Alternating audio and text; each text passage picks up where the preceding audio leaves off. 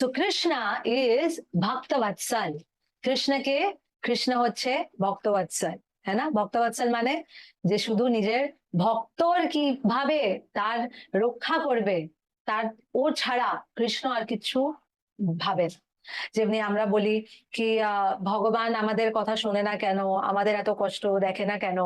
Again dear devotees, আমরা ভগবানকে ভাবছি কি ভগবান আমাদের এই এতে হেল্প করছে না কেন, ওতে হেল্প করছে না কেন, বাট উই আর ফরগেটিং, আমরা ভুলে যাচ্ছি একটা জিনিস কি, সেটা হচ্ছে কি ভগবান কিন্তু আমাদের এই শরীরটাকে দেখছে না। ভগবান কি দেখছে? আমাদের ভিতরে এই আত্মাটাকে দেখছে। এই আত্মাটা কতই অসংখ্য জন্ম নিয়ে যাচ্ছে, একটার পর একটা, একটার পর একটা, 84 লাখ ইয়োনি আছে।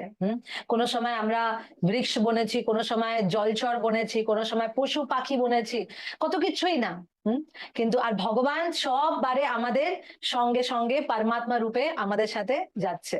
সো নাও ভগবান তার মানে কি, ভক্ত বৎসল, যে নিজের ভক্তকে খুব প্রেম করেন।